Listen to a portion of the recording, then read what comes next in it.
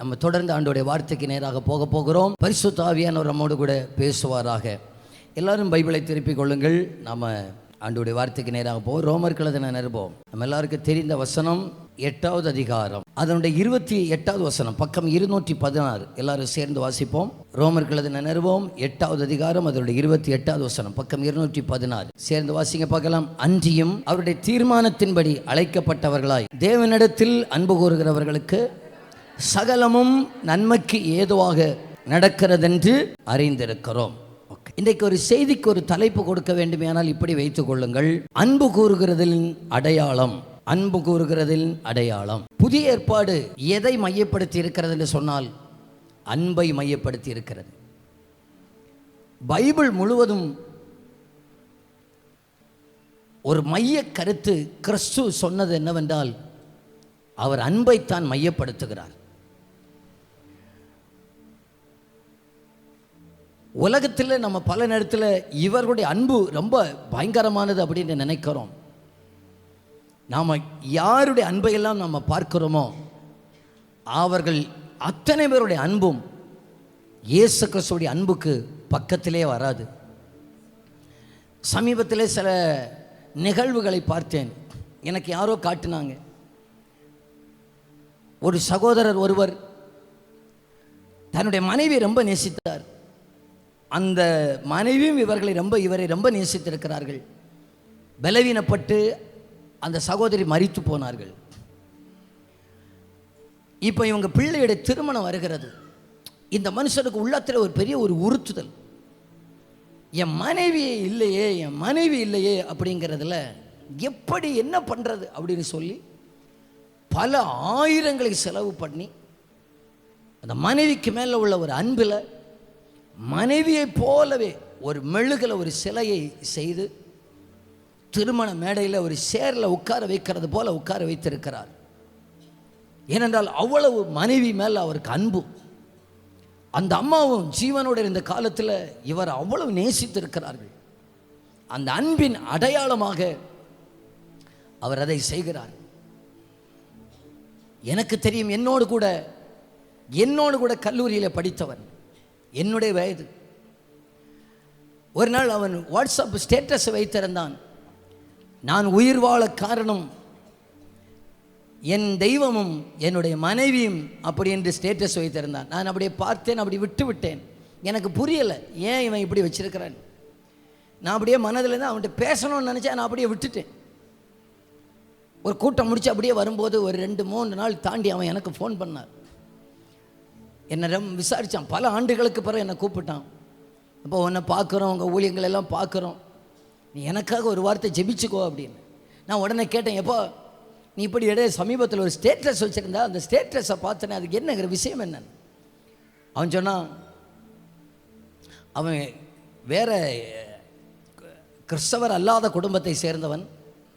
நாங்கள் காலேஜ் படிக்கிறதான நேரத்தில் பிறகு ரட்சிக்கப்பட்டு திடீரென பலவீனப்பட்டு இவனுடைய 2 கிட்னியும் ஃபெயிலியர் ஆகிட்டு. திருமணமாகி 2 சின்ன பிள்ளைகள், 2 கிட்னியும் ஃபெயிலியர் ஆனதும் இப்போ யாராவது கிட்னி டொனேட் பண்ணுறவங்க இருக்கிறாங்களா அப்படின்னு எல்லா இடத்துல அப்படி சர்ச் பண்ணுறதான நேரத்தில் அவருடைய மனைவி சொல்லியிருக்கிறது, வேற ஒருவருடைய கிட்னி என் புருஷனை வைக்கவே கூடாது, வாழ்ந்தால் சேர்ந்து வாழ்வோம்னு சொல்லி அம்மா அப்பா கூட சொல்லியிருக்காங்க. கொஞ்சம் யோசிச்சுக்க. இந்த அம்மா விடலை, ஏன் புருஷனுக்கு என்னுடைய கிட்னியை கொடுப்பேன்னு சொல்லி அவள் மனைவி ஒரு கிட்னி டொனேட். இப்போ 2 பேரும் ஒவ்வொரு கிட்னியில் வாழ்ந்துட்டு இருக்கிறாங்க. நான் என்ன சொல்லுகிறேன் என்றால், அன்பின் அடையாளம் இருக்கு பாருங்க. இது மனுஷனுடைய அன்பு இவ்வளவு இருக்குன்னு சொன்னால், இது எல்லாவற்றையும் விட நம்முடைய கர்த்தர் நம்ம மேலே ரொம்ப அன்பு உள்ளவராக இருக்கிறார். நம்ம மட்டும் ஆண்டவரை அறிந்தவங்க ஒரு நேரம் கூட எனக்கு யாருமே இல்லைன்னு நீங்கள் நினைக்கவே கூடாது. இந்த இயேசு கிறிஸ்துவோடைய அன்புக்கு நீளம் கிடையாது, அகலம் கிடையாது, ஆழம் கிடையாது, உயரம் கிடையாது. அவ்வளவாக உங்களையும் என்னையும் நேசிக்கிற ஒரு ஆண்டவர் ஒருவர் இருக்கிறார். இந்த உலகத்தில் நாம் பார்க்கிற அத்தனை பேருடைய அன்பை விட என் இயேசு கிறிஸ்துவோடைய அன்பு உயரமானது, அகலமானது, நீளமானது, ஆழமானது. ஆண்டவர் நம்மை நேசிக்கிறார் என்பதுடைய ஒரு 4 அடையாளத்தை உங்களுக்கு சொல்லுகிறேன். பலருக்கு பிரச்சனை என்னன்னா, ஆண்டவர் என்ன நேசிக்கிறாரா, ஆண்டவர் என்ன நேசிக்கிறதா இருந்தால் ஏன் எனக்கு இந்த பிரச்சனை எல்லாம் வருது, ஏன் ஆண்டவர் என்ன நேசிக்கிறாரா, ஆண்டவர் என்ன நேசிக்கிறார் நான் எப்படி இங்கே உணருவேன்? உங்களுக்கு ஒன்றை சொல்லுகிறேன், கிறிஸ்தவத்துடைய அடிப்படையே கிறிஸ்துவின் மேலே உள்ள அன்பில் தான் ஆரம்பிக்கிறது. கிறிஸ்தவத்துடைய அடிப்படையே கிறிஸ்துவின் மேலே அன்பு. இன்றைக்கு நாம் பார்க்கிற கிறிஸ்தவர் ரொம்ப விரல் விட்டு எண்ணக்கூடியதான் பார்க்க முடியுது. கன்னியாகுமரி மாவட்டம் சொன்னாலே கிறிஸ்தவர்கள் அதிகம். ஆனால் இன்னைக்கு நம்ம பார்க்குறோம் பார்த்தீங்களா, இந்த கிறிஸ்தவம் அல்ல ஆதி அப்போஸ்தலர்கள் கண்ட கிறிஸ்தவம். அப்போஸ்தலனாகிய பவுல்கிட்ட கேட்டால் சொல்லுவார், ஆண்டவரை உங்களுக்கு எவ்வளோ ஐயா பிடிக்கும்னு சொன்னார். அவர் சொல்லுவார், மரணமானாலும் ஜீவனானாலும் நிகழ்காலமானாலும் வருங்காலமானாலும் வாழ்வானாலும் சாவானாலும் தேவதூதரானாலும் எதுவும் இந்த கிறிஸ்துவின் மேலே இருக்கிற அன்பை விட்டு என்னை பிரிக்கவே மாட்டாதுன்னு சொல்லுவோம். இன்றைக்கி இந்த வார்த்தையை நம்ம கிறிஸ்தவர்கள் எத்தனை பேர் சொல்ல முடியும் சொல்லுங்கள்? மரணமே ஆனாலும் நான் ஆண்டவரை நேசிப்பேன், நேசத்தை மட்டும் குறை வைக்கவே மாட்டேன். நம்ம இன்றைக்கு ஆண்டவர் என்ன ஆசீர்வதித்தார், ஆகையினால கர்த்தர் நல்லவர். ஆண்டவர் எனக்கு வேலை தந்தார், ஆகையினால கர்த்தர் நல்லவர். எனக்கு சுகம் தந்தார், கர்த்தர் நல்லவர். சுகம் தராவிட்டால் எத்தனை பேர் சொல்ல முடியும்? அப்பொழுதும் கர்த்தர் என்ன நேசிக்க தான் செய்கிறாருங்க. அப்பொழுதும் ஆண்டவர் என்ன இடத்தில் அன்பாகத்தான் இருக்கிறாருங்க. அப்பொழுதும் ஆண்டவருக்கு என்ன ரொம்ப பிடிக்குங்க. ஆண்டவருக்கு என்ன ரொம்ப பிடிக்கும். நீங்கள் எத்தனை பேர் சொல்லுகிறீங்க? உங்களுக்கு எத்தனை பேருக்கு சொல்ல முடியும் என்ன ஆண்டவர் ரொம்ப நேசிக்கிறார்? அவங்க அந்த வலது கரத்தை உயர்த்தி சொல்லுங்க பார்க்கலாம், என்னை ஆண்டவர் ரொம்ப நேசிக்கிறார். நீங்கள் சொல்லுங்க, நான் சொல்லுகிறேன் என்பதற்காக அல்ல, இருதயத்திலிருந்து என்னை ஆண்டவர் ரொம்ப ரொம்ப நேசிக்கிறார், என்னை ஆண்டவர் மிகவும் நேசிக்கிறார். நம்ம நேசிப்பதுடைய 4 அடையாளம். நம்பர் ஒன் ரோமர் எழுதின நிருபம் அதே 5வது அதிகாரம் 5வது வசனம். ரோமர் 5:5 பக்கம் 212. மேலும் நமக்கு அருளப்பட்ட பரிசுத்த ஆவியினாலே தேவ அன்பு நம்முடைய இருதயங்களில் ஊற்றப்பட்டிருக்கிறபடியால் அந்த நம்பிக்கை நம்மை வெட்கப்படுத்தாது. முதல்ல நம்பர் 1, தேவன் நம்மை நேசிக்கிறார் என்பதுடைய 1வது அடையாளம் அவர் நமக்கு கொடுத்திருக்கிற பரிசுத்த ஆவியானவர். எல்லாரும் சொல்லுங்க, பரிசுத்த ஆவியானவர். கொஞ்சம் சத்தமா பேசுங்க. எத்தனை பேர் சொல்லுகிறீங்க என்னுடைய வாழ்க்கையில் பரிசுத்த ஆவியானவரை என்னால் உணர முடியுதுன்னு சொல்லுகிறவங்க கையை உயர்த்தி காமிங்க பார்க்கலாம்.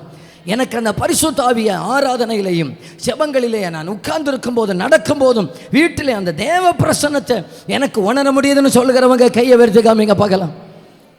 அந்த தேவன் நம்ம எவ்வளவாய் அன்பு கூறுகிறார் என்பதுடைய அடையாளம் அந்த பரிசுத்த ஆவியானவர் தான். எல்லாரும் கைவிடுகிறதான நேரத்தில், எல்லாரும் மறக்கிறதான நேரத்தில், எல்லாரும் வெறுக்கிறதான நேரத்தில் பரிசுத்த ஆவியினுடைய பிரசன்னத்தை தனியாக அறையில் போயிருக்கிறதான நேரத்தில் உங்களுக்கு உணர முடியுதுன்னா அதுவே ஒரு அடையாளமாக வைத்துக் கொள்ளுங்கள். கர்த்தரனை நேசிக்கிறார், கர்த்தரனை நேசிக்கிறாருங்க, கர்த்தரனை நேசிக்கிறார். பரிசுத்த ஆவிக்கு ஒரு விலை கொடுக்கணும்னா எவ்வளோ தெரியுமா விலை கொடுக்க முடியும்? நம்ம பலருக்கு இந்த இலவசமாக கொடுக்கறதுனால அதோடைய விலை நமக்கு தெரியாது. எனக்கு உள்ளத்தில் அன்றைக்கும் இன்றைக்கு எனக்கு பயங்கர ஆசை என்னென்னா, கர்த்தருடைய ஊழியத்தை செஞ்சால் அதை பெஸ்ட்டாக தான் செய்யணும். ஆமாம், நான் தங்குகிற வீட்டை விட நாங்கள் ஆராதிக்கிற இடம் பெஸ்ட்டாக இருக்கணும்னு எனக்கு அன்னைக்கும் இன்றைக்கும் ஆசை. விவேசை நடத்தினா அதனுடைய எல்லா மெட்டீரியல்ஸும் சும்மா ஏதோ போட்டால் வந்தோம் இல்லை, குவாலிட்டியாக இருக்கணும் அப்படின்னு சொல்லி நல்ல குவாலிட்டியில், ஃபஸ்ட்டு குவாலிட்டியில் நல்ல ஆயில் பேப்பரில் நான் பாட்டு சீட்டு போட்டேன். பாட்டு சீட்டு போட்டு அது லோக்கலில் போட்டால் 4 சொல்லி 2 நாள் தாண்டி தான் வந்துச்சு. பாட்டு சீட்டு போய் எல்லாருக்கும் கொடுத்தாச்சு. எனக்கு ரொம்ப வருத்தம் என்ன தெரியுமா, நான் கொடுத்த அன்னைக்கு அப்படியே போட்டு வரேன், ஒரு ஆள் அங்கே பாட்டு சீட்டை வெளியே கிழிச்சு போட்டிருந்தாங்க. ஒரு ஆள் அங்கே வெளியே அந்த பாட்டு சீட்டை நான் அப்படியே எடுத்துகிட்டு வந்து நான் சொன்னேன், இதே பாட்டு சீட்டை இந்த பிள்ளை காசு கொடுத்து வாங்கியிருந்தா இதை கிழிக்குமா? நான் என்னுடைய முழு காரியத்தையும், எனக்கு கையில் ஆண்டவர் கொடுக்கிற பணத்தை எல்லாத்தையும் எடுத்து அப்படியே ஊழியத்தை நல்லா செய்வோன்னு சொல்லி எனக்கு ரொம்ப வருத்தமாக இருந்தது உள்ளத்தில். டக்குன்னு ஒரு இதாக இருக்குது, என்ன இப்படி இருக்கிறாங்களே பிள்ளைகள், அதுக்கு விலை தெரியாமல் இருக்கிறாங்க. அதை காசு கொடுத்து வாங்கியிருந்தாங்கன்னா கண்டிப்பாக அதுக்கு விலை அவங்களுக்கு தெரிஞ்சிருக்கும். இது விலை கொடுத்ததாக்கும், இது வேர்வை சிந்தனை காசாக்கும். அப்படி இன்னைக்கு அதே போல் நமக்கு பல நேரத்தில் நம்ம கேட்ட உடனே அவர் இலவசமாக அந்த பரிசுத்த ஆவியை தர்றதுனால நமக்கு அதுக்கு விலை தெரியாமல் இருந்துட்டு இருக்கிறோம். நம்ம கேட்ட உடனே நமக்கு தர்றதுனால அந்த பரிசுத்த ஆவியினுடைய பிரசன்னம் விலை மதிப்பற்றதாக நம்ம நினைத்து கொண்டிருக்கிறோம். நீங்கள் நினைத்து கொள்ளுங்கள், பரிசுத்த ஆவியானவருக்கு பைபிள் கொடுக்கிற பெயர் என்ன தெரியுமா? மண் பாண்டங்களுக்குள்ளே பொக்கிஷத்தை வைத்திருக்கிறேன் என்றாக சொல்லுகிறார்.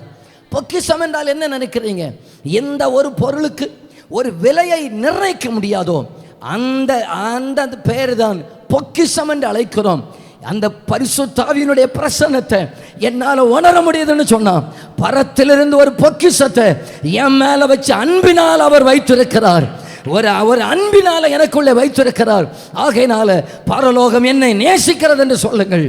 பரலோகத்தினால் நான் அன்பு கூறப்படுகிறேன் என்று சொல்லுங்கள். பரலோகம் என்னை நேசிக்கிறது என்று சொல்லுங்கள்.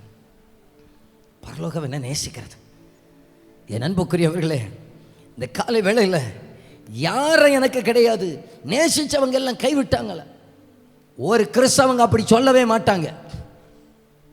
பவுல்கிட்ட கேட்டால் பவுல் சொல்லுவார், எல்லாரும் என்னை கைவிட்டார்கள், ஆனால் கர்த்தர் என்னை விட்டு விலகவே இல்லை. நாம் எப்போ தெரியுமா கவலைப்படணும், எப்போ தெரியுமா நம்ம பாரப்படணும்? எப்போ ஆவியானவர் என்னை கைவிட்டார்னு நமக்கு தோணுதோ அப்போ தான் நமக்கு பாரம் வரணும். எப்போ நமக்கு பரிசுத்த ஆவியை உணர முடியவில்லையோ, அந்த பிரசன்னத்தை உணர முடியலையோ, அப்போ தான் நமக்கு பாரம் வரணும்.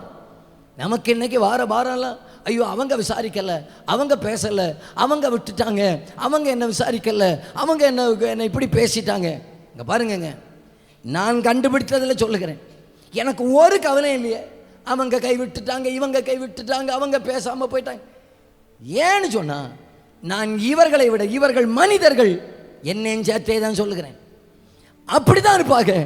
கைவிடாத ஒரு கர்த்தர் நமக்காக இருக்கிறாருங்க. இதை பார்த்தாச்சுன்னா நம்ம ஆவிக்குரிய வாழ்க்கையை அணைஞ்சிடுங்க.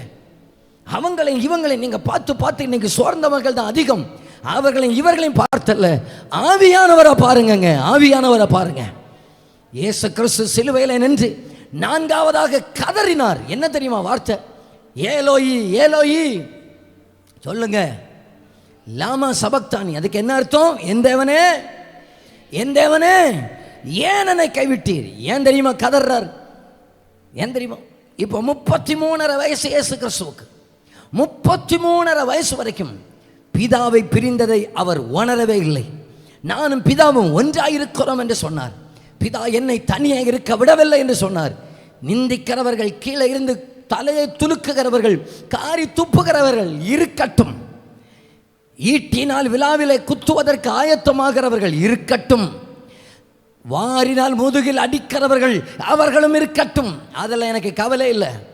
கைகளில் 2லையும் ஆணி அடிக்கிறவர்கள் இருக்கட்டும். தலையிலே ஒரு முள்கிரீடத்தை வைத்து தடியால் அடித்தார்கள். அதுதான் மார்க்கில் இருக்கு. அடிச்ச அடியில் முள்ளெல்லாம் உள்ள பித்து கொண்டு தலையிலிருந்தெல்லாம் இரத்த வடிய ஆரம்பிக்கிறது. அந்த வேதனை இருக்கட்டும். இதை எல்லா வேதனையும் சகிப்பேனே தவிர, தேவன் எனக்கு முகத்தை மறைக்கிற ஒரு வேதனை உண்டு, அதை மட்டும் சகிக்க மாட்டேன். அந்த நேரத்தில் என் தேவனே என் தேவனே ஏன் என்னை கைவிட்டீர் என்று கதறுகிறார். நான் சிலுவையில் வேணும்னாலும் நிற்பேன், ஆனால் தெய்வத்துடைய முகம் இல்லாமல் நிற்க மாட்டேன். நான் சிலுவையில் வேணும்னாலும் நிற்பேன், தேவ பிரசன்னம் இல்லாமல் நிற்க மாட்டேன். இவங்க தலையை துளுக்கட்டும், எனக்கு பிரச்சனை இல்லை. எத்தனை பேர் சொல்லுகிறீங்க, இவங்க பேசட்டும் பிரச்சனை இல்லை, இவர்கள் விமர்சிக்கட்டும் பிரச்சனை இல்லை, இவர்கள் ஒடுக்கட்டும் பிரச்சனை இல்லை. ஆவியானுடைய பிரசன்னம் என்றைக்கு கட்டாகிறதோ அப்போதான் நான் கதறுவேன். அதுதான் எனக்கு உண்மையான வேதனை. அன்பினுடைய அடையாளம் என்றைக்கு உணர முடியாமல் போகிறதோ அதுதான் பெரிய பிரச்சனை, அதுதான் பெரிய பாரம், அதுதான் பெரிய மிஸ்டேக். என் கர்த்தர் நம்ம மேல வைத்த அன்பினுடைய முதலாவது அடையாளமே நமக்கு கொடுத்ததான பரிசுத்த ஆவியானவர். ஆவியானவரே, நீர் எங்களுக்கு கொடுக்கிற பரிசுத்த ஆவிக்காக நன்றி என்று எத்தனை பேர் சொல்லுகிறீர்கள்? அந்த வலது கரத்தை உயர்த்தி அப்படி ஸ்தோத்திரம் பண்ணுங்க பார்க்கலாம். நீர் எனக்கு தந்த பரிசுத்த ஆவிக்காக நன்றி. நீர் உணர பண்ணுகிற பரிசுத்த ஆவிக்காக நன்றி. நாங்கள் அப்பா என்று கூப்பிட்ட உடனே எங்களை தேற்றுகிற பரிசுத்த ஆவிக்காக நன்றி. பல நேரத்தில் உதாசீனப்படுத்தினோம், பல நேரத்தில் அற்பமா எண்ணினோம். இந்த ஆவியானவரை இலவசமா உணர்றதுனால நாங்கள் அதை அற்பமா எண்ணினோம். ஆனாலும் நீர் எங்களை நேசிக்கிறீர், ஆனால் எங்களை உணர்த்துகிறீர், ஆனால் எங்களை பலப்படுத்துகிறீர். அந்த நல்ல பரிசுத்த ஆவியானவருக்கு 2 கைகளை தட்டி அப்பாவுக்கு நன்றி செலுத்துக பார்க்கலாம். பரிசுத்த ஆவியானவரே, பரிசுத்த ஆவியானவரே, பரிசுத்த ஆவியானவரே, அந்த அன்பின் அடையாளமாக நீர் எங்களுக்கு தந்த பரிசுத்த ஆவிக்காக நன்றி ஆண்டவரே. நீர் எங்களுக்கு தந்த பரிசுத்த ஆவிக்காக நன்றி ஆண்டவரே. நீர் எங்களுக்கு தந்த பரிசுத்த ஆவிக்காக நன்றி ஆண்டவரே. நேசிக்கிறவர்கள் நேசிக்கட்டும், தூஷிக்கிறவர்கள் தூஷிக்கட்டும், ஆனாலும் எனக்கு நீங்க தான் எல்லாம்னு சொல்லுகிறவங்க வலது கையை உயர்த்தி சொல்லுங்க பார்க்கலாம். நீரே எல்லாம், நீரே எல்லாம், நீரே எல்லாம் இயேசுவே சொல்லுங்க. நீரே, சபையுடைய சத்தம் உயரட்டும். நீரே எல்லாம், நீரே எல்லாம் இயேசுவே. உயர்வோ தாழ்வோ, மரணமோ ஜீவனோ, நீரே எல்லாம் இயேசுவே. உயர்வோ, உயர்வோ தாழ்வோ, மரணமோ ஜீவனோ,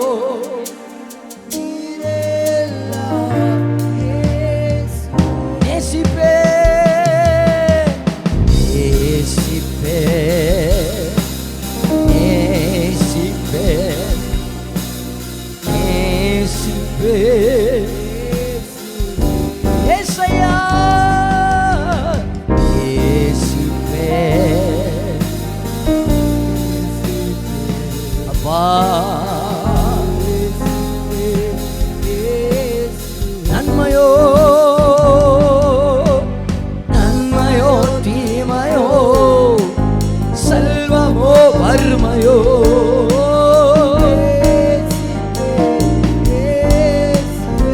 நன்மையோ நன்மையோ தீமையோ, செல்வமோ வறுமையோ,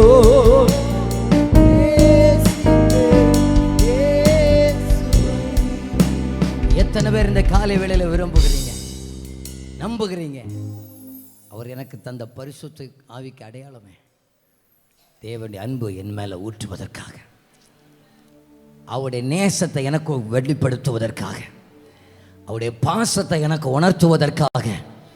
ஹல்லேலூயா! எத்தனை பேர் இந்த காலை வேளையில உற்சாகமா இருக்கிறீங்க? அவர் என்ன நேசிக்கிறார் என்று சொல்லுகிறவர்கள் தலைக்கு மேல கையை தட்டிவர் அல்லேலூயான்னு சொல்லிருக்க பார்க்கலாம். தலைக்கு மேல கையை தட்டி சொல்லுங்க பார்க்கலாம், அவர் என்னை நேசிக்கிறாருங்க. கர்த்தர் என்னை நேசிக்கிறார். 2வது நேசத்தின் அடையாளம். அப்படியே வெளிப்படுத்தின விசேஷ புத்தகத்தை எடுங்க. வெளிப்படுத்தின விசேஷ புத்தகம் 3வது அதிகாரம் 19வது வசனத்தை சத்தமா வாசிப்போம். நான் நேசிக்கிறவர்களோ அவர்களை கடிந்து கொண்டு சிட்சிக்கிறேன். ஆகையால் நீ, 2வது நேசத்துடைய அடையாளம் சிட்சை. எல்லாரும் சொல்லுங்க சிட்சை. சத்தமா சொல்லி பாருங்க. என்ன கவனிங்க, பிள்ளைகளை அடி கொடுக்காத பெற்றோர் உண்டா? பாஸ்டர் நான் அடித்ததே கிடையாது.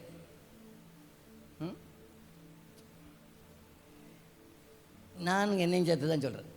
எனக்கு 3 பேர் உண்டு, 3 பேரையும் சாத்தி இருக்கிறேன்.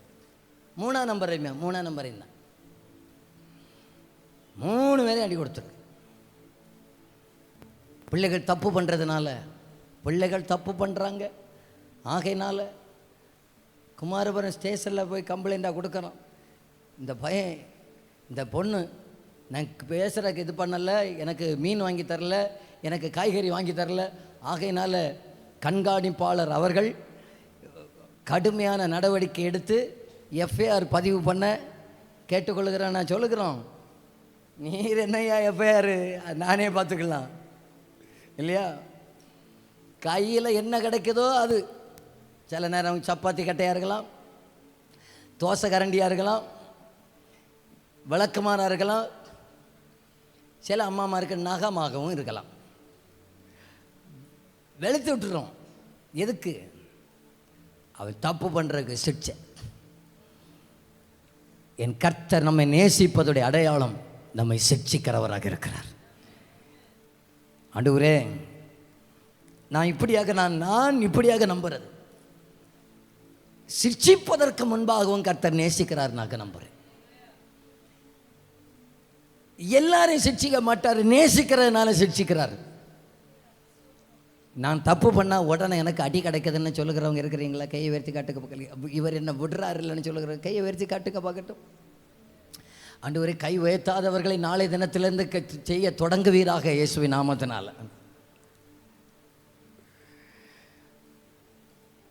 ஏன்னு சொன்னா, ஆண்டவரே, இந்த உலகத்திலேயே நீதிமானுக்கு சரி கட்டப்படும். நீர் என்னை அடிக்கிறதுக்காக நான் என்னதான் சொல்றேன்? ஆண்டவரத்தில் இந்த ரொம்ப அடி வாங்கினதில் உங்கள் எல்லாரையும் விட நான் தான் அடி வாங்கியிருக்கிறேன். உங்கள் எல்லாரையும் நான் தான் ரொம்ப அடி வாங்கியிருக்கிறேன். எப்படி பாஸ்டர்? முடித்த பிறகு வந்து கேளுங்க, நான் சொல்லித்தாரேன். ஒரு பேப்பரும் பெண் எடுத்துகிட்டு வரேங்க, ஒரு புத்தகம் நிறைய எழுதலாம். ஆட்டிச்சு என்ன துவச்சி தொங்க விட்டுருக்கிறார். அவர் கூப்பிட்டா வரமாட்டேன்னு சொல்லுவேன், ஊழியத்துக்கு வான்னு சொன்னால் வரமாட்டேன்னு சொல்லுவேன். இந்த ஊழியத்துக்கு வான்னு சொன்னால் நான் என்ன தெரியுமா சொல்லியிருக்கிறேன்? எனக்கு பிஸ்னஸ் மேன் ஆகணும், எனக்கு ஊழியமா. இன்னைக்கு தான் தெரியுது, அடித்ததெல்லாம் என்னை கொல்லணும்னு இல்லை, அடித்ததெல்லாம் நான் நல்லா இருக்கணுங்கிறதுக்காக. என்னை ரொம்ப நேசித்ததுனால தான் இந்த அடி அடித்தார். இன்னைக்கு அவர் இவ்வளவு அடித்தவருக்கு என்ன கொல்ல தெரியாதா? என் அன்புக்குரியவர்களே, நம்ம கொல்லுறது அல்ல தெய்வத்துடைய திட்டம், நம்ம சரியாக்குறது தான் தெய்வத்துடைய திட்டம். அதையும் அவர் நம்ம மேலே வச்சு அன்பினால தான் செய்கிறவராக இருக்கிறார். இந்த சில பிள்ளைகளை பார்த்துருக்கீங்களா? அம்மா தப்பு பண்ணி அம்மா கம்பு அடுத்த உடனே ஓடிடும். ஆனால் இந்த அம்மாவுக்கு ஆவேசத்தினால ஓடினவனுக்கு அல்ல, கிட்ட நிற்கிறவனுக்காக 2 அடி. அந்த மாதிரி அம்மா மாதிரி உண்டா? நீங்கள் சொல்லாண்டா, நான் பிள்ளைகிட்ட கேட்டுக்கலாம் பாரு சண்டே கிளாஸில் பார்த்தீங்களா? ஏன்னா இவங்களுக்கு மற்றவனு கூட ஓடிக்கிட முடியாது. ஆகையினால கிட்ட நிற்கிற ஆள் தப்பே பண்ணியிருக்காது. 2 வாரத்துக்கு முன்னால் நீ அன்னைக்கு அப்படி பண்ணல, அந்த கோபத்தை இந்த ப்ரெஷர் குக்கர் போல் சூடை ஏற்றுனது அவன் கீழே இருந்து, காற்று வந்தது மேலோடி புஷ்ஷுன்னு அங்கே போச்சு.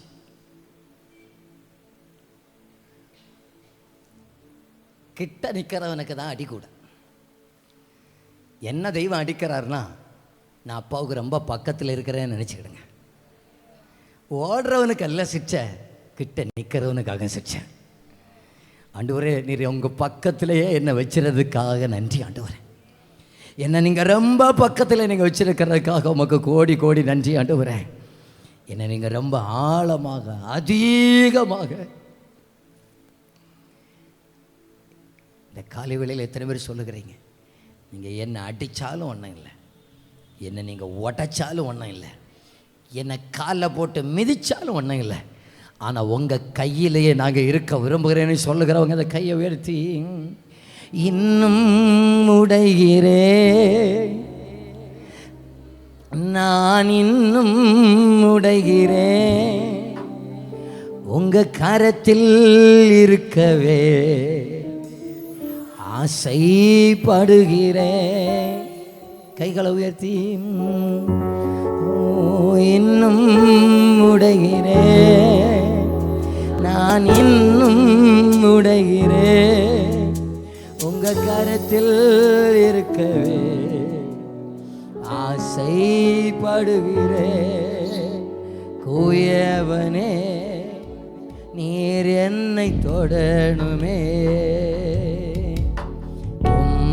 கரம் தினம் என்மேல் படணுமே. தூயவனே நீர் என்னை தொடணுமே. உம் கரம் தினம் என்மேல் படணுமே. எவர்களால் மிதிக்கப்பட்டேனோ அவர்களால் மதிக்கப்பட்டேனே. எவர்களால் மிதிக்கப்பட்டேனோ அவர்களால். கைகளை தட்டி பாடலாமா?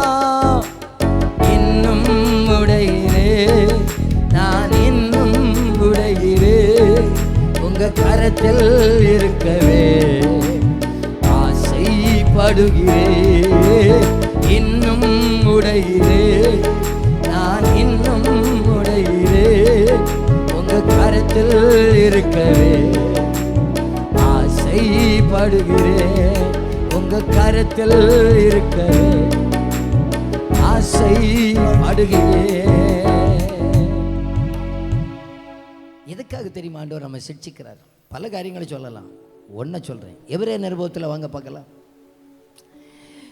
எபிரேயர் நிருபம் 12வது அதிகாரத்தில் எபிரேயர் நிருபம் ஆக்கியோன் சிட்சையை அழகா ரொம்ப பெருசா வளர்க்கிறாரு பாருங்க. 7வது வசனத்திலிருந்து அப்படியே ஒன்னொன்னா வாசிக்க பார்க்கலாம். 7வது வசனத்திலிருந்து நீங்கள் சிட்சையை உங்க சத்தம் விரட்டு, நீங்க சத்தமா வாசிக்க பார்க்கலாம்.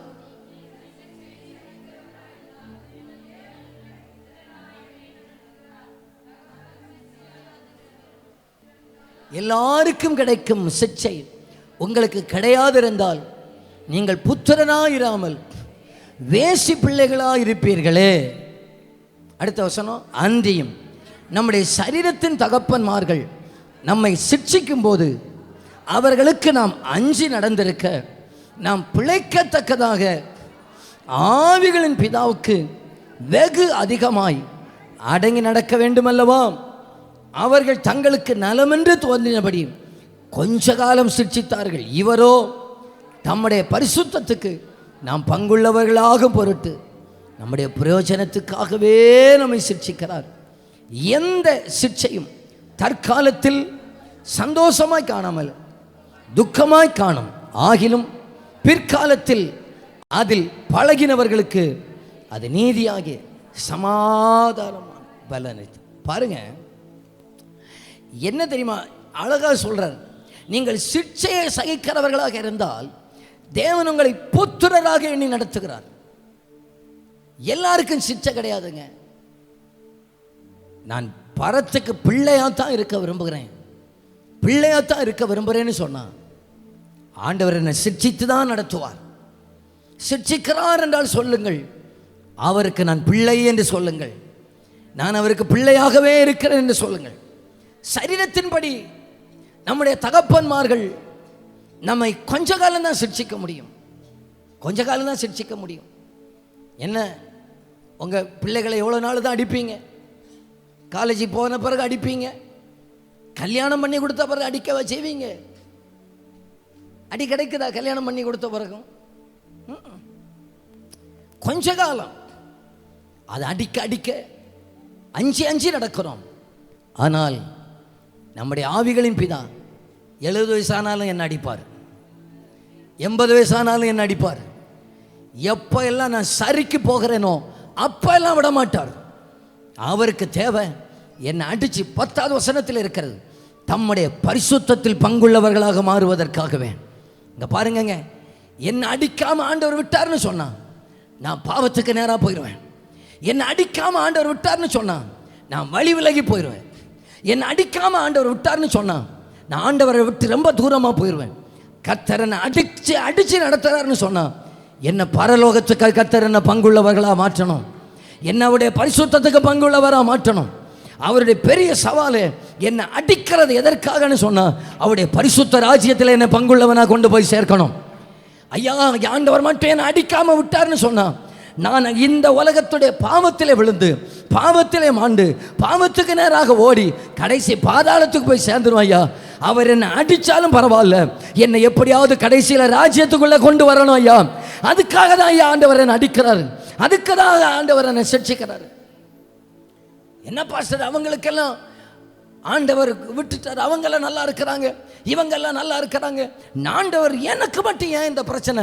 உங்களை ரொம்ப பிடிக்கும் ஐயா, நீங்கள் அவருக்கு பிள்ளைகள் ஐயா, ஆண்டவருக்கு உங்களை ரொம்ப பிடிக்கும் ஐயா, அவருடைய பரிசுத்தத்தில் உங்களை பங்குள்ளவர்களை மாற்றணும், அதுக்காகவே ஆண்டவர் நம்மை சிக்ஷிக்கிறவராக இருக்கிறார். எல்லாருக்கும் அடி அல்ல. அன்பினுடைய இரண்டாவது அடையாளம் சிக்ஷை. 11வது வசனத்தை சத்தம் உயர்த்தி வாசிங்க பார்க்கலாம். வசனம் 11. எந்த சிக்ஷையும் தற்காலத்தில் சந்தோஷமாய் காணாமல் துக்கமாய் காணும், ஆகிலும் பிற்காலத்தில் அதில் பழகினவர்களுக்கு. எந்த சிக்ஷையும் தற்காலத்தில் சந்தோஷமாய் காணாமல் துக்கமாய் காணும். அப்பப்போ நல்ல சந்தோஷம், நல்லா என்ஜாய் பண்ணிட்டு அப்படி இருக்கிறதான நேரத்தில் துக்கப்படுறது மாதிரி ரெண்டு யாரோ அடிக்கிறாங்க, யாரோ பேசுகிறாங்கன்னு சொன்னால் நினச்சிக்கிடுங்க, ஆண்டவரே என்னை சட்டையை பிடிச்சி கீழே உட்கார வச்சிருக்காரா நினச்சிக்கிடுங்க. எந்த சிக்ஷையும் சந்தோஷமாக இருக்காது, துக்கமாக தான் பழகிடணும். சிக்ஷையில் பழகணும், வாங்கிறதுக்கு பழகணும். பழகிட்டீங்கன்னு சொன்னா பழகினவர்களுக்கு அது நீதியான சமாதான பலனை தரும். பைபிள் சில காரியத்தில் பழகணும்னு சொல்லியிருக்கு. நம்ம பிள்ளைகளுக்கு என்னென்ன பழக்குறோம் இல்லையா? முதல்ல நம்மவா சாப்பாடை ஊட்டி கொடுக்குறோம். கொஞ்சம் கொஞ்சம் வயசு வந்த உடனே சின்ன ஒரு தட்டில் சாப்பாடை போட்டு அதுக்கு பிடிச்ச கொஞ்சம் கறியோ மீனெல்லாம் போட்டு அந்த பிள்ளைக்கு கையிலே கொடுக்குறோம். அந்த பிள்ளை கையில் கொடுத்தாச்சுன்னா நாள் அது பர்ஃபெக்டாக சாப்பிடவா செய்யும்? வாயில் போனதை விட கீழே போனது தான் நிறைய. பிளேட்டில் இருக்கிறத விட கீழே இருக்கிறது நிறைய. உடனே இந்த அம்மா என்ன சொல்லுது? அண்ணா உனக்கெல்லாம் நீ சாப்பிடவே தெரியாது, இனி உனக்கு சாப்பாடே கிடையாது நான் சொல்கிறோம். நாளைக்கு அதே சாப்பாடு தானே கொடுத்தோம், அதே பிள்ளைக்கு கையில் தானே கொடுத்தோம். எதுக்கு? பிள்ளைய பழக்கிறதுக்கு, சொந்தமாக சாப்பிட்றதுக்கு பழக்கிறதுக்கு. இனி அடுத்த 4 வயசில் ஸ்கூலுக்கு போகுது, அங்கேயும் பிள்ளை தான் போய் சாப்பிடணும், பழக்கிறதுக்காக. இதுக்கெல்லாம் நல்ல காரியங்கள்லாம் பழக்கிறோம். என் கர்த்தர் நம்மை சிக்ஷையில் பழக்க வைக்கிறவராக இருக்கிறார். அதில் பழகிக்கிடணும். ஆண்டவரே நீங்கள் தான் என்னை அடிக்கிறீங்க, அதற்காக நன்றி. நீங்கள் தான் என்னை சிக்ஷிக்கிறீங்க, அதற்காக நன்றி. அடிச்சு பார்ப்பார், கேட்கலையா? அதுக்கப்புறம் ஸ்ட்ராங்காக இருக்கு. வீட்டில் சரி பண்ண முடியாத பிள்ளை ஏதாவது ஒரு போலீஸ்காரர் இருப்பார் இல்லையா, சரியாக்கிறதுக்கு இருப்பார் இல்லையா? ஒரு அம்மா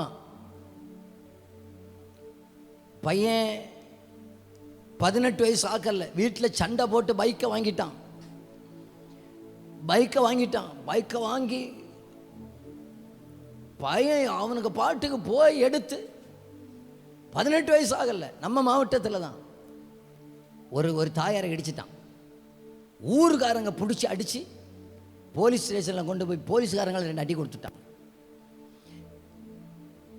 அப்போவே இந்த பையனை குறித்து பயங்கர கம்ப்ளைண்ட், வேகமாக ஓட்டுறான், அடங்காமல் ஓட்டுறான், லைசன்ஸ் இல்லாமல் ஓட்டுறான். அப்போ பாஸ்டர் வந்து ஒரு நாள் அந்த பையனுக்கு அம்மாவை கூப்பிட்டு சொல்கிறாங்க, அம்மா இந்த பையன் போகிற போக்கு சரியில்லை, கொஞ்சம் சொல்லி வைங்க. அதுக்கு அந்த அம்மா என்ன தெரியுமா சொல்லிச்சு? வாலிப வயசுலையா பாஸ்டர், இப்படி தான் இருக்கும், வாலிப வயசுலையா.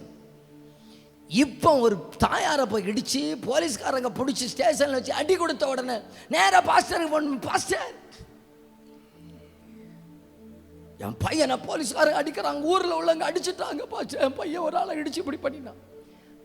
அந்த பாஸ்டர் கொஞ்சம் ரோசம் பிடிச்சவர், அவர் சொல்லிட்டாரு, வாலிப வயசுலையா சம்மா, இப்போ 2 அடி வாங்கட்டும்.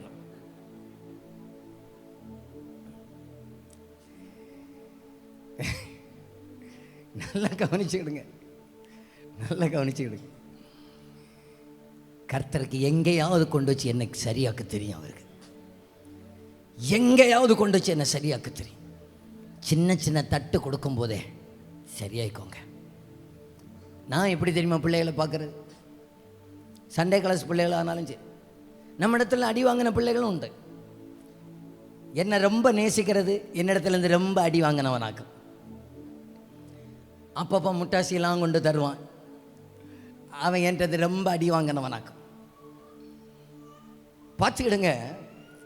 இந்த பிள்ளை முதல்ல நான் சொல்லி பார்ப்பேன், டேன்னு சொல்லி பார்ப்பேன். அப்புறம் இன்னொருத்தன் தப்பு பண்ணுறான் இல்லையா, அவனை அடிக்கும் போது இவனை பக்கத்தில் வச்சிருப்பேன். அப்பயாவது அவனுக்கு உணர்வு வரணும். என்ன உணர்வு வரணும்? இவன் இனி நான் தப்பு பண்ணாலும் அடுத்து நானாக ஆடு என்ன விடும். அதையும் தாண்டினா இவனுக்கு கொடுத்த அதே இது அவனுக்கு. என் வீட்டில் உள்ளதையும் சொல்கிறேன். அம்மா மாதிரி எப்படி தெரியுமா வளர்த்துவாங்க? இந்த கோயிலில் மணி அடித்தது போல், மணிக்கூருக்கு சும்மா அங்கே போனால் ஒரு அடி, இங்கே போனால் ஒரு தட்டு, இங்கே போனால் ஒரு நுள்ளு, அங்கே போனால் ஒரு. நான் இந்த சர்ச்சிலே பார்ப்பேன், சில பிள்ளைகள் அப்படியே விளையாடிட்டு இருக்கும் பார்த்தீங்களா, அப்படியே என்ன பார்ப்பாங்க, நைஸாக அங்கே ஒரு நூல் வச்சு கொடுத்துட்றேன். அப்படியா? அது கோணாலம் அது வேலி தாங்காமலாக்க அழுறது, அப்போ மறக்கிறது.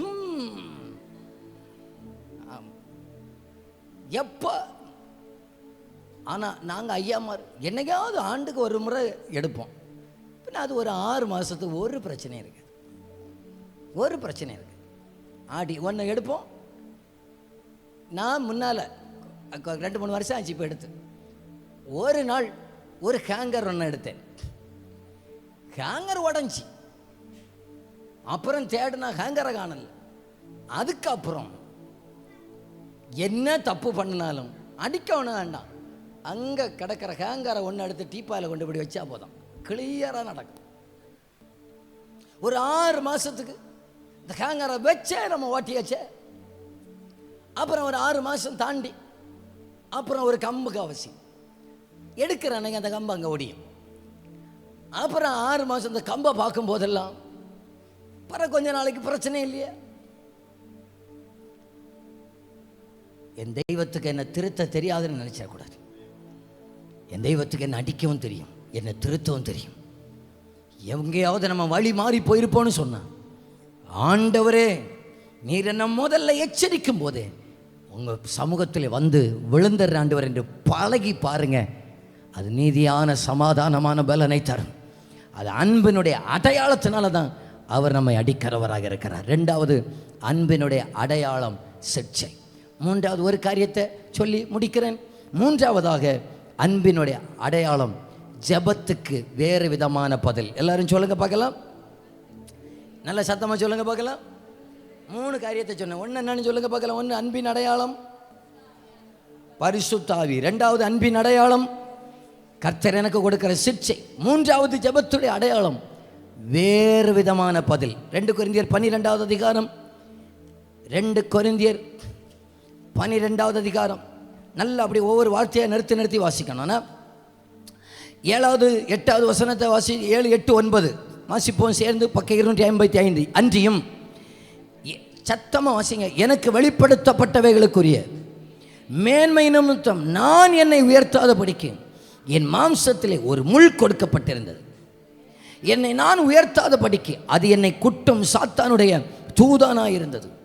அது என்னை விட்டு நீங்கும்படி நான் 3 தரம் கர்த்தனிடத்தில் வேண்டிக் கொண்டேன்.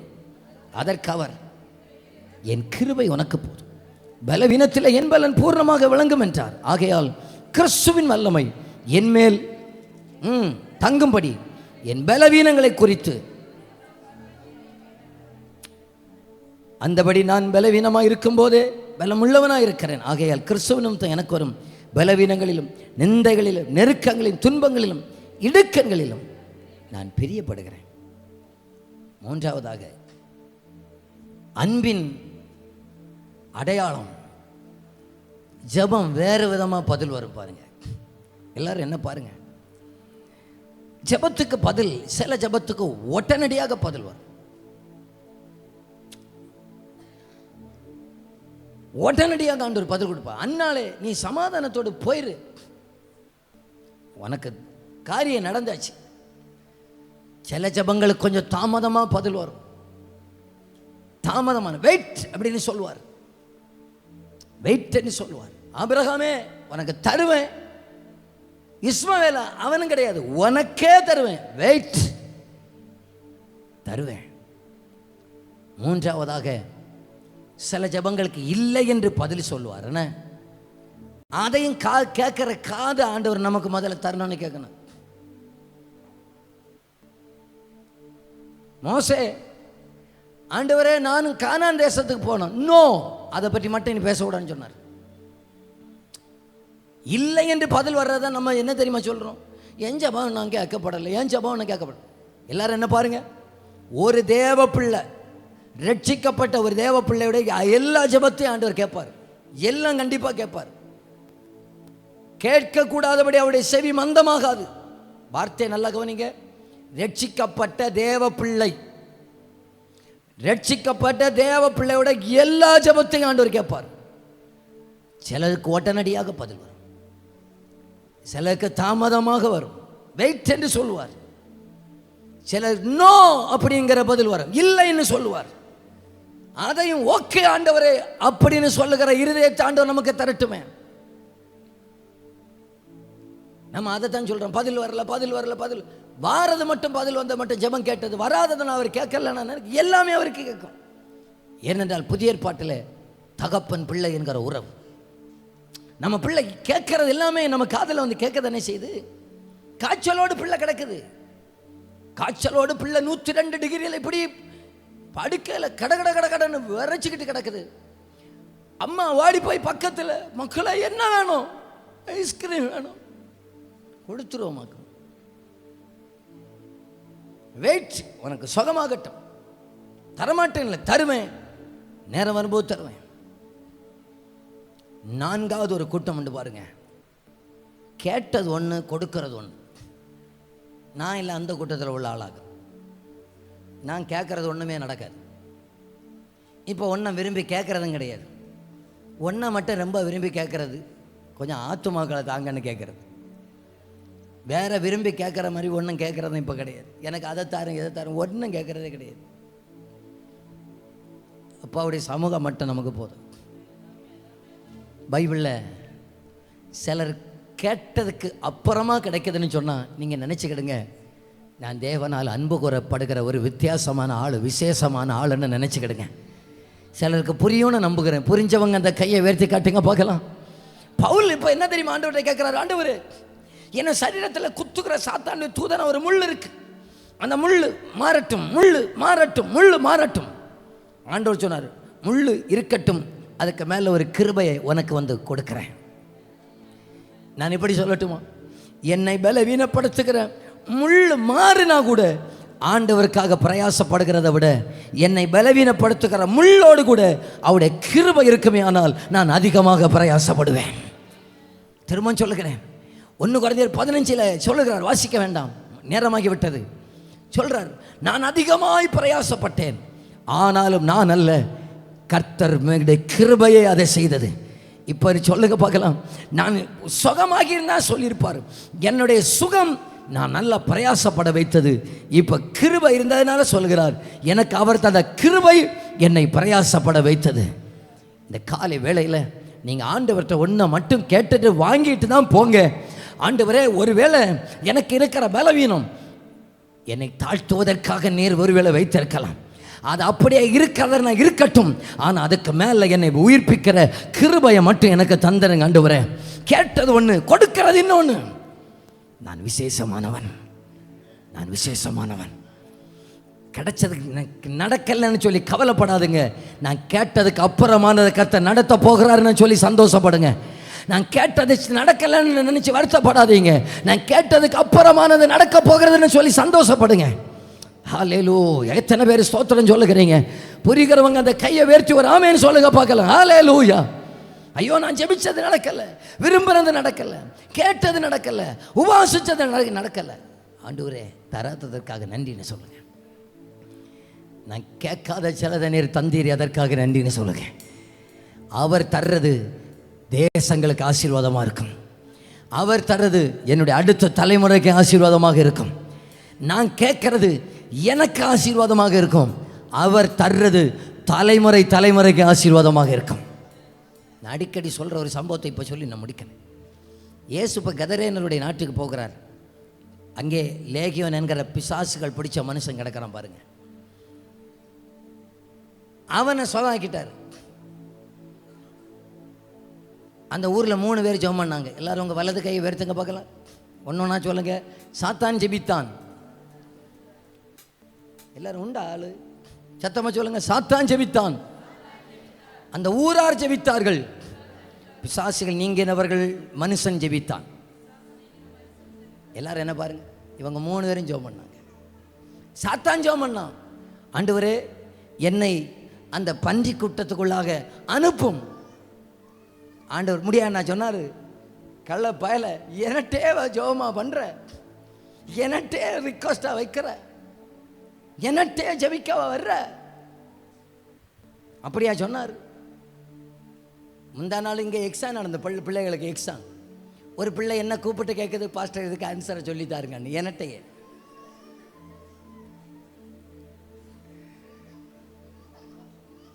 நான் கம்போட நடக்கிறேன், பார்த்து எழுதுறவங்களை பார்க்கறதுக்கு. இது நைஸா, பாஸ்டர் இங்க வாங்க,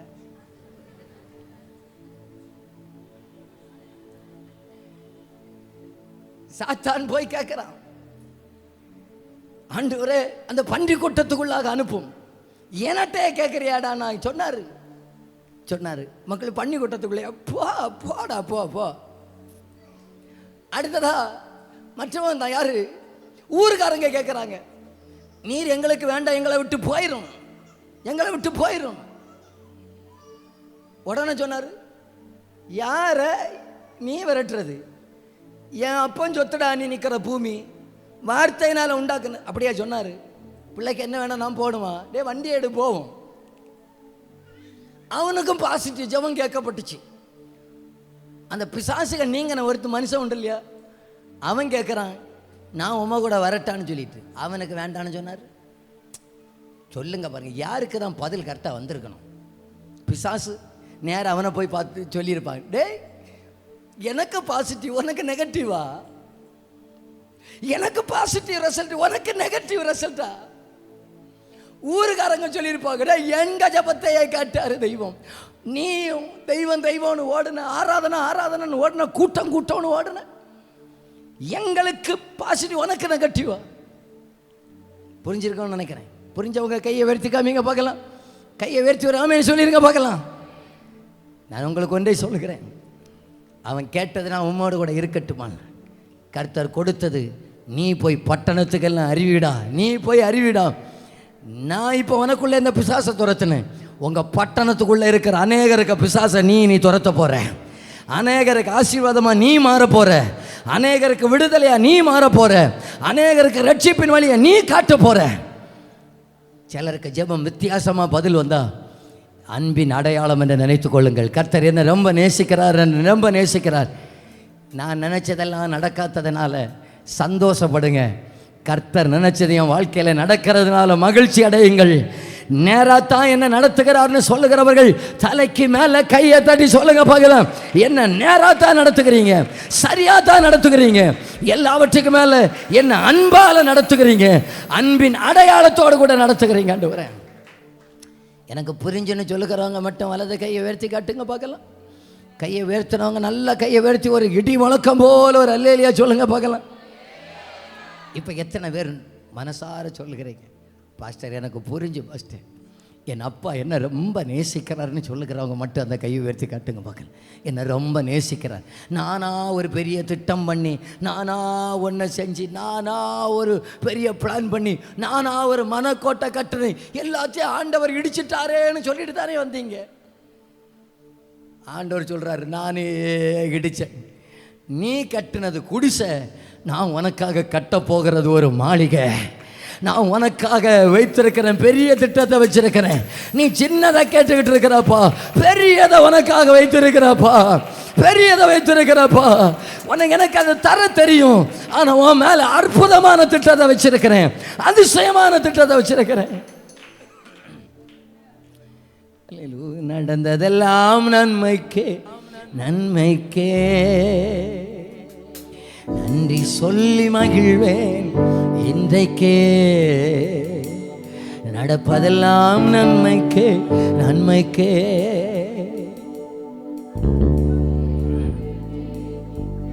இந்த வாரம் இங்கே விபிஎஸ் நடந்துச்சு.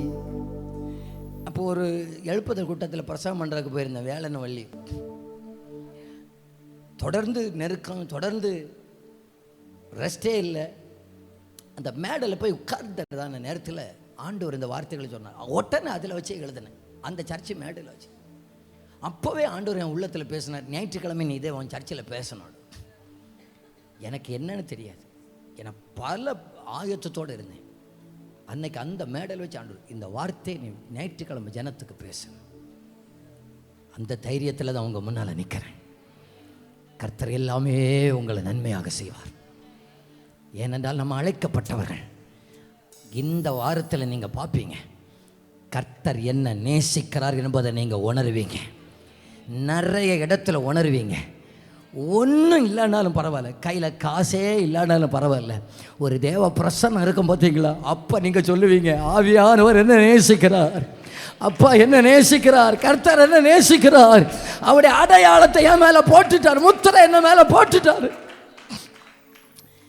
நமக்கு சில நேரத்தில் வந்த சிக்ஷை இருக்கு பார்த்தீங்களா, உடனே சொல்லுங்கண்ணே, இது மற்றவங்களுக்கு இல்லை, எனக்கு தான், நான் பிள்ளை, எனக்கு தந்த அன்பு, என் மேலே வச்சிருக்கிற அன்பு இப்போ அடித்தது. இனி நான் அதை செய்யக்கூடாது. என்னை அநேகருக்கு மாதிரியாக மாற்றப் போகிறார், என்னை அநேகருக்கு ஆசீர்வாதமாக மாற்றப் போகிறார். மூன்றாவது அன்பினுடைய அடையாளம், நான் கேட்டது ஒன்றும் நடக்கலை. என்ன வாழ்க்கை, நான் உபவாசிச்சேன், பிரயாசப்பட்டேன், கதறினேன், அழுதேன், மன ஒட்டஞ்சேன், அது ஒன்றும் நடக்கலை. ஆனால் என் சத்துருவுக்கு எனக்கே தெரியும், அவங்க ஆண்டவரை விரோதிக்கிறவங்க, அவங்களுக்கெல்லாம் அது இதெல்லாம் நடக்குது. எனக்கு மட்டும் ஒன்றும் நடக்கலையே, ஏன் எனக்கு மட்டும் ஒன்றும் நடக்கலை? அவங்களுக்கெல்லாம் அவங்க நினச்சது நடக்கும், நமக்கெல்லாம் தெய்வம் நினச்சது தான் நடக்கும். எத்தனை பேர் மனசார சொல்லுகிறீங்க, உங்கள் வலது கையை உயர்த்தி இடது கையை மார்பில் வச்சு சொல்லுங்கள், எனக்கு நீங்கள் நினச்சது மட்டும் நடக்கட்டும்ப்பா. அது ஒரு பெரிய ஒரு அன்பினுடைய அடையாளம். சொல்லுங்கள் பார்க்கலாம், சொல்லுங்கள் பார்க்கலாம், மனசார சொல்லுங்கள். என் வாழ்க்கையில் என் பிள்ளைகளெல்லாம் சொல்லுங்கள் பார்க்கலாம், அப்பா எனக்கு நீங்கள் நினச்சது நடக்கட்டும் ஆண்டவரே, நான் நினச்சது நடக்காததற்காக நன்றி ஆண்டவரே, நான் பண்ணின திட்டம் உடஞ்சதற்காக நன்றி ஆண்டவரே, என் பிளான் எல்லாம் உடைச்சு போனதற்காக நன்றி ஆண்டவரே, உங்கள் திட்டம் நிறைவேறதற்காக நன்றி ஆண்டவரே. எல்லாரும் படி எழுந்து நிற்கலாமா?